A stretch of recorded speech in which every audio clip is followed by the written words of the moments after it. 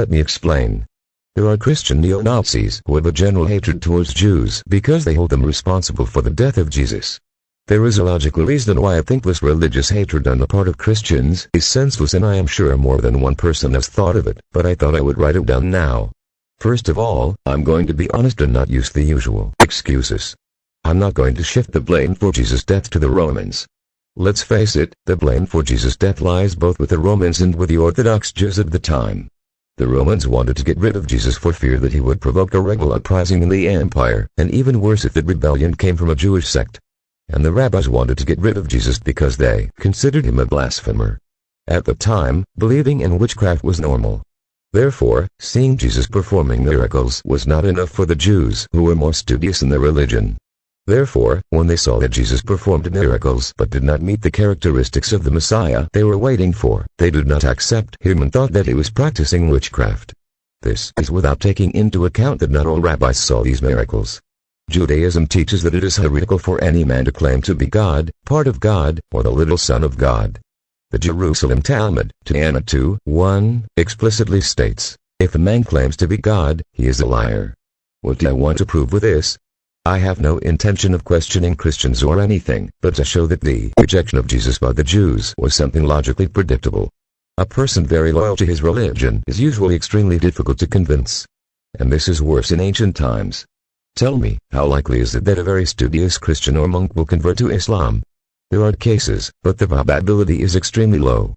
And don't get me wrong, I'm not speaking in the first person, I'm not Jewish, and I'm not saying that I don't accept Jesus because the Talmud says so, but I'm explaining the obvious reaction that a group of religious Jews at that time would have but upon seeing Jesus.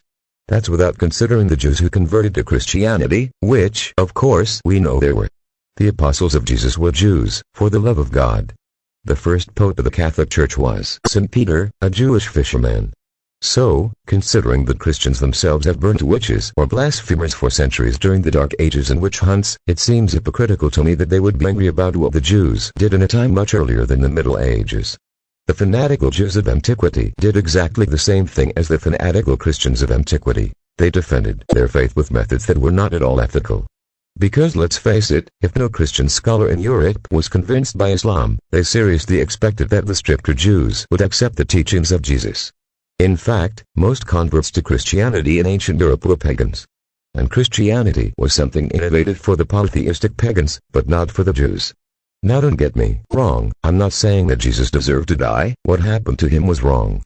However, there is a theological reason why Christian antisemitism is not justified, and although I've already given a logical reason in the previous paragraphs why such hatred of Jews is pointless, I'm now going to explain the real reason why I wrote this and why I believe that religious antisemitism doesn't make sense to me. According to the central dogma of Christianity, Jesus was destined to die.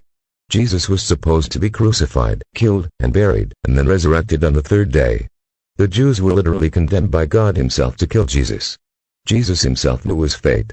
If the Jews had accepted Jesus, there would be no crucifixion, much less resurrection. There would be no Christianity. Christians hate the Jews for something they were supposed to do. If Christians claim that this anti-Semitism is justified, they are admitting that God condemned the Jews to kill Jesus only to end up being hated. It's like a cruel game. Because we're not talking about whether they could have not killed him, Jesus had to die in order to be resurrected. The Bible makes it clear that things happened because they had to happen. Nobody committed a crime, and nowhere does Jesus teach the Jews should be condemned for that. And look, it's understandable that Christians don't like Jews for not accepting Christ, but hating them for killing Jesus specifically makes no sense on either a logical or religious level. And that's it, then.